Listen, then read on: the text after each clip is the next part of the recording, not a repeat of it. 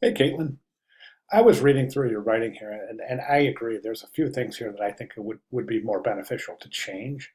So right now this is the learning process. We're still learning, so it would be expected that we're going to make some changes after the first iteration. So I've got a few comments. So give me a few minutes here, and it's really important to think about when you're listening to my critique. Think about how you're going to employ of these changes and recommendations into this ad, or maybe even a new ad. I think that when I'm making my comments and recommendations, I want you to keep in mind that I'm not trying to be discouraging at all. Yet I'm trying to be more nurturing than anything else. So I don't mistake any of my comments for sounding discouraging, because that is not my intent whatsoever.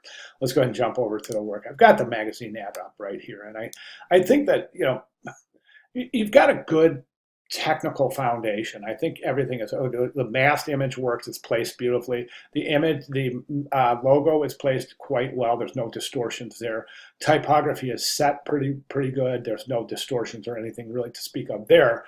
However, the composition and a couple of design elements I think will really benefit as a whole. Excuse me.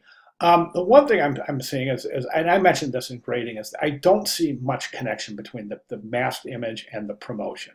LGBT plus community, and then you've got the image of the nails. And that just, to me, I'm just not seeing the connection. I would highly recommend trying to make a connection between the masked image and the promotion itself. Um, The background image, I think, is problematic. And the reason I say that is because this is a client who is promoting their branding strategy, which is primarily based on what? Their location. This is arguably the most beautiful region in the world. So it's not surprising that a business in this region would use that to their benefit. And I don't think we're getting that in this image. And the reason I say that is because this image does not depict reality. Sure, it might be a nice harmonious match with the color purple in the logo. However, it's not a realistic depiction of what this scene might look like. We don't see purple water and purple sky anywhere ever. So this is really unnatural, and it causes an immediate uncomfortable visual tension, uncomfortable visual stress, based on the fact that we look at purple water and we say, it would be the same thing as if you were to look at an ad and it was an ad for food and the broccoli on the plate was blue. You would just go, "What? That can't be." You see what I'm saying? So I recommend either adjusting this image to a more natural presentation of color, or selecting a different background image. I agree the logo would probably be best placed down here. That's a great exit strategy for a logo in a magazine ad.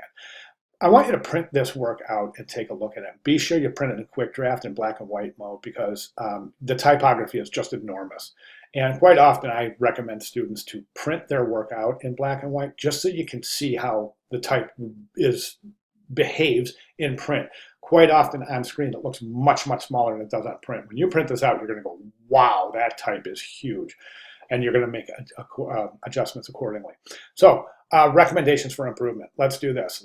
Okay, so you wanted to change the masked image. That's great. You wanted to maybe change the background image. That's great too. As far as this configuration goes, I would say your general formula is this: headline, subhead, informational paragraph, contact information, masked image, logo. We see that configuration over and over in these wonderful examples. Each one of these examples was handpicked for their harmony and page mechanics. Each one is set up beautifully and is very effective. So take the lead here. Take the lead. See what you see here. Get some ideas and try to configure accordingly. So the basic general configuration here is headline, subhead, body copy, then the logo somewhere, the masked image somewhere, and then the contact information somewhere. So we definitely want to do that. So this is not a headline, Amethyst Bay, that's the name of the company. So try to come up with a headline. Here's some grading: a whole new experience, relax and unwind, escape for the family, beach before bride, escape the everyday. So they're just some examples. So you really want to get a headline in there. Then get a subhead.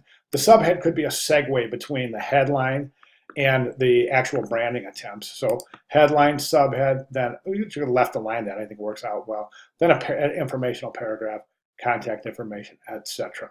Okay, I know I've given you a lot to think about, and again, I don't want to sound discouraging, but personally, I think that this ad could be much, much more effective. My goal for this ad is for this ad to make it into your final student portfolio when that time comes, right? But we're not there yet. We're getting there, and we will get there. So think about that. I'd like to see this ad changed for the final campaign delivery, which comes up in week 7. If there's anything you want to run by me, if you need help configuring a new ad, just let me know. I'll be more than glad to provide any additional help that I possibly can. So if you have any questions or need any clarification, again, please let me know. I'll be glad to provide in that regard. All right, thank you very much.